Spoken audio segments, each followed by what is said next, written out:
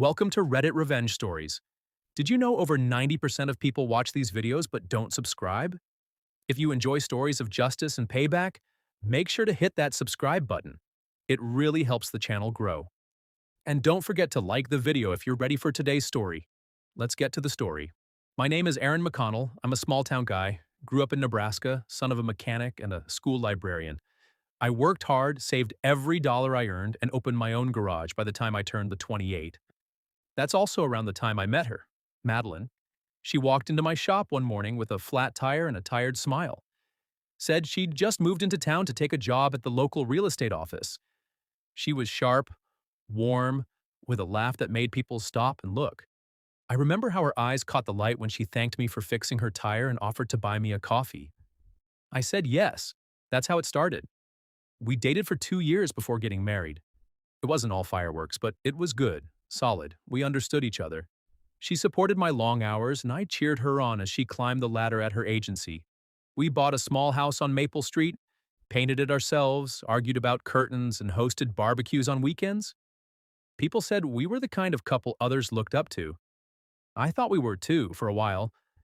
But the thing about cracks is they don't show up overnight. They creep in, bit by bit, until one day you realize everything you thought was solid has shifted. I started noticing little things. Nothing big at first. Madeline forgetting to answer texts, working late more often, being distant even when we were in the same room. I chalked it up to stress. We'd been trying for a baby for over a year and it hadn't happened yet. I figured maybe it was wearing on her more than she let on. I wanted to believe that. Then came the changes in routine. She started dressing up more than usual for work, wearing perfume she used to save for special occasions. She'd leave early and come back late, saying she had back-to-back showings or client dinners. I trusted her, I really did. Trust is the backbone of marriage, right? You don't question the person you've built a life with. But trust isn't blind. Not forever. One Friday evening, she came home well past 10, claiming she'd gotten stuck helping a colleague close a deal. I asked which colleague. She hesitated.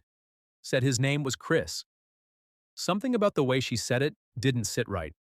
Chris had never come up before, not in all her stories about work. When I asked more, she got defensive, said I was being paranoid, that she was just tired and didn't need to be interrogated after a long day. I let it go, or I tried to, but something gnawed at me. I'm not proud of what I did next, but I needed answers. The following week, I drove by her office on a whim after I closed the shop early. Her car was there, but when I walked past the windows, the lights were off. I waited in the parking lot for over an hour. She never came out. Eventually, I drove home. She walked in 2 hours later with takeout, smiling like nothing was wrong. I couldn't sleep that night. The doubt had planted itself, and no matter how hard I tried, I couldn't pull it out. I started noticing more signs. She'd leave the room when her phone rang. She changed her passcode. She started locking her laptop. All little things, but together, they told a story she wouldn't say out loud. I confided in my friend Mike, who ran the hardware store down the street. He listened, gave me a grim look, and said something I'll never forget.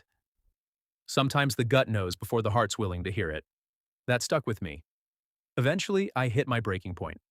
One Thursday, I told her I was heading to Lincoln for a supplier conference. I wasn't, I stayed in town. That night, I parked down the block from her office, hidden in the shadows. Around 6:45, I saw her come out. Not alone. She was with a man. Tall, clean-shaven, probably mid-30s. They laughed. He touched her lower back.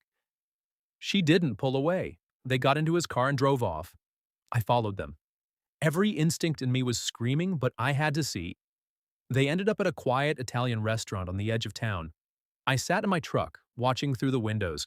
They didn't act like colleagues. There was an intimacy, a familiarity between them that you don't fake. At one point, she reached across the table and took his hand. That was it. I left. I didn't need to see more. I didn't confront her that night. Or the next. I didn't know how.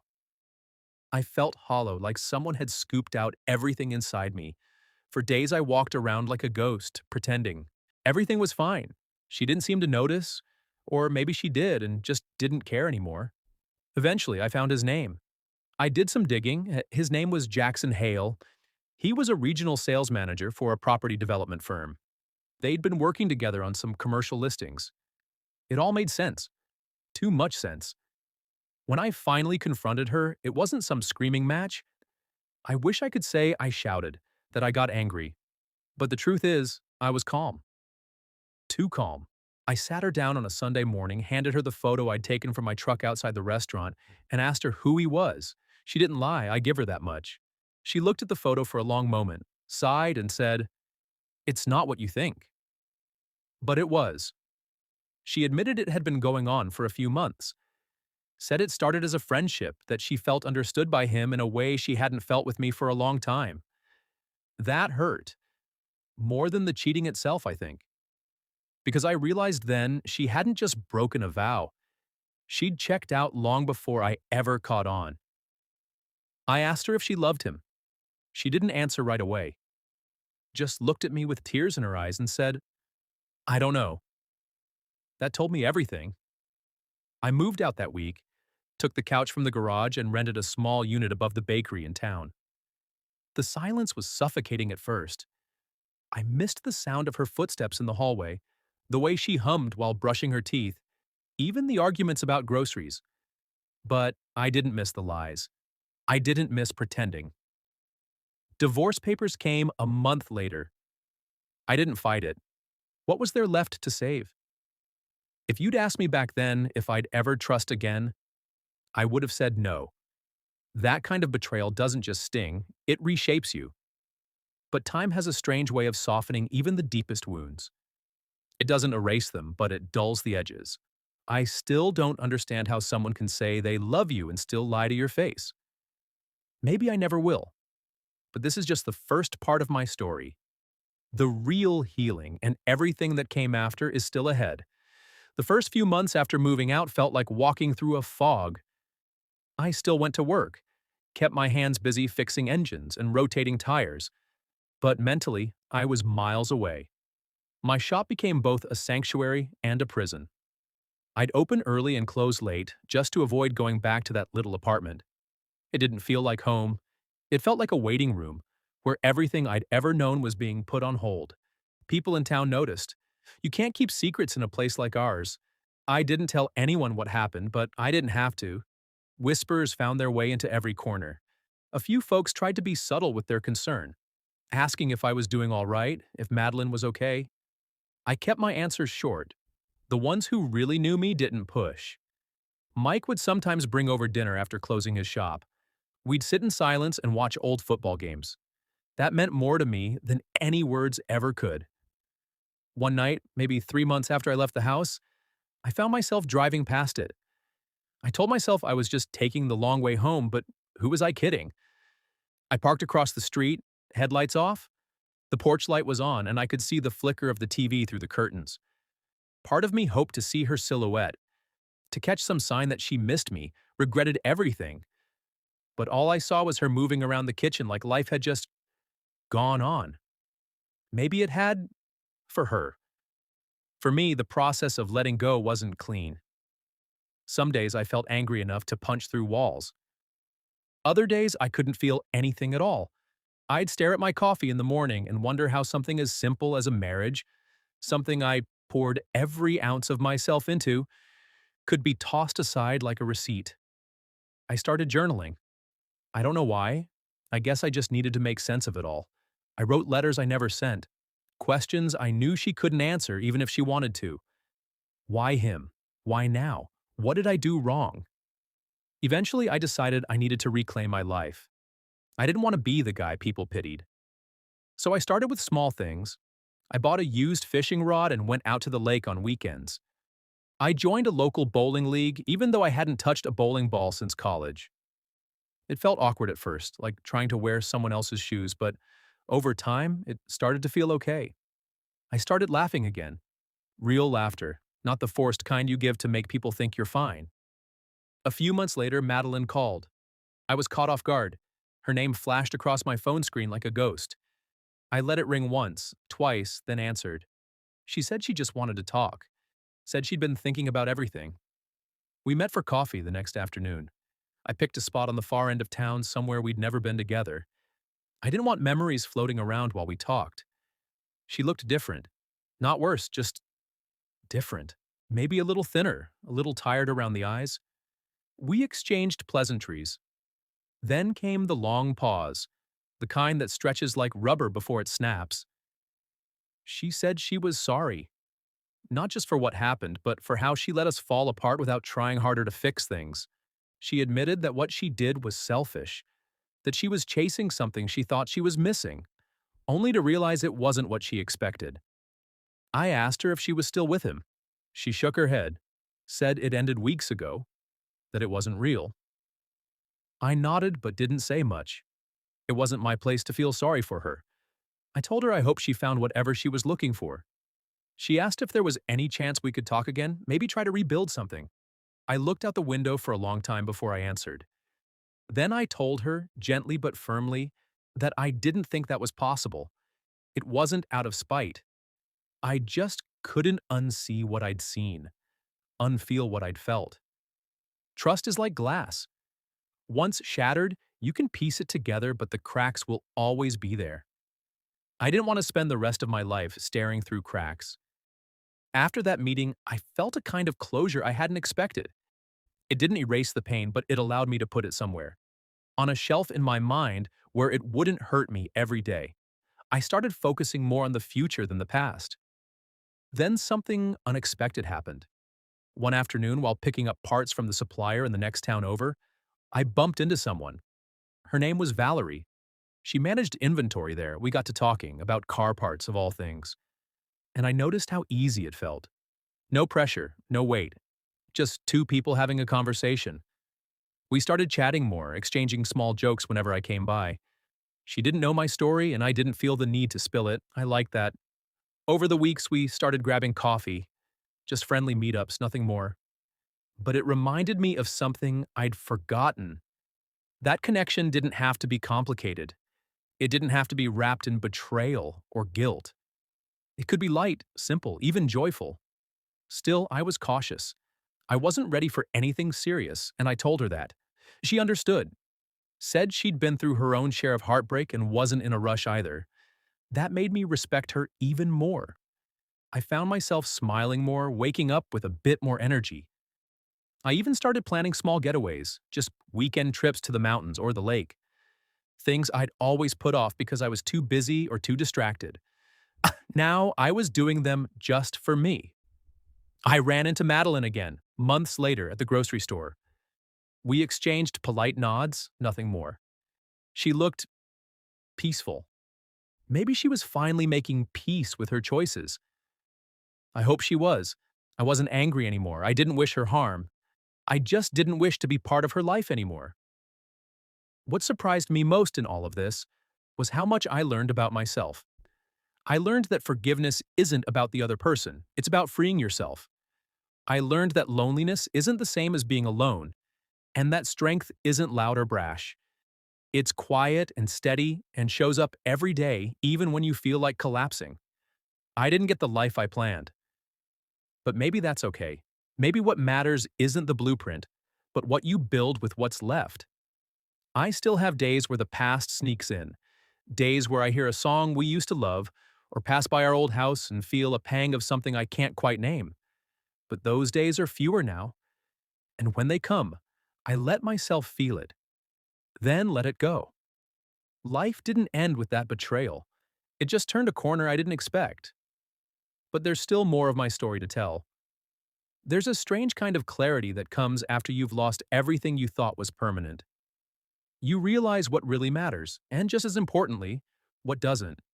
You stop wasting time on trying to rewrite the past and instead focus on how you want the rest of your story to read. That's where I found myself. Valerie and I kept things simple. We went on a few more hikes, shared dinners at places neither of us had been before, and talked for hours. Not always about serious things, but about little stuff that made us laugh or think. I never once felt like I had to impress her or prove my worth. She wasn't trying to fix me, and I wasn't trying to fill a void. We were just two people, walking side by side at our own pace. But despite how good that felt, I made a promise to myself. I wouldn't rush into anything just because I was afraid of being alone. The scars I carried from what Madeline did weren't fully healed. I knew better than to ignore them. I gave myself space to feel them, even on the days they reopened without warning. Grief has its own calendar and it never asks permission. One afternoon, I found myself back at the lake where I'd first taken my fishing rod months earlier. The air was crisp, the water still, and the sun was dipping low enough to paint the sky with soft gold. I sat on the edge of the dock and thought about how far I'd come. A year ago, I'd felt like a man broken into 1,000 unrecognizable pieces. Now I felt, not whole maybe, but stronger. A version of myself I hadn't met before. I remembered the first time I saw Madeline cry, back when we were dating before life got so complicated. We were sitting in her car during a thunderstorm. She'd just told me about her fears, about how she didn't think she'd ever be good enough for anyone. I held her hand and told her she already was. I believed it then. Maybe she believed it too. But people change, and sometimes they change in ways you can't follow. That moment came back to me because I realized I no longer carried hate for her. Disappointment, sure. Sadness for what we lost, but not hate. That surprised me more than anything. I thought I'd carry that anger forever, but instead I felt gratitude. For the love we had, for the lessons I learned, and even for the betrayal that woke me up to parts of myself I never knew existed. One morning I received a letter. It was from Madeline. Not an email or a text, but a handwritten letter in a plain white envelope. She said she didn't expect a reply. She just wanted to say thank you for the years we spent together, for the kind of love she now realized she hadn't valued enough, and for how I handled things after everything fell apart. She told me she was doing better, had started therapy, and was trying to understand the patterns in her life that led her to make the choices she did. I read the letter twice, then I put it away in a drawer. I didn't need anything from her anymore, but I respected her honesty. It felt like both of us were finally walking out of a fog and finding our own paths again. By then, I'd started rebuilding more than just my emotional life. I expanded my shop, hired a couple of young mechanics who reminded me of myself when I first started out. I poured my energy into teaching them not just how to fix cars, but how to take pride in doing something well, even when no one's watching. I told them that's where real character lives, in the stuff people don't see. Valerie was still around, steady and understanding. We talked about the future, but without pressure. One day she came with me to a community cookout. It was the first time I brought someone to a town event since everything happened. I could feel the eyes on us, but for once it didn't bother me. Let them wonder. I knew the truth, and that was enough. What surprised me most was how life began to feel normal again. Not the old kind of normal, but a new one. Quieter, more deliberate. I stopped trying to chase happiness and instead focused on contentment. I found joy in things I'd once overlooked. A well-cooked meal, a good book, the sound of rain tapping against the shop's metal roof. Sometimes, late at night, I'd catch myself looking back, not out of regret, but reflection. I thought about the man I used to be, the man I was during the worst of it, and the man I was now. It was like looking at three different people, all shaped by the same fire. I realized the version of me that came out on the other side was someone I respected more than any past version.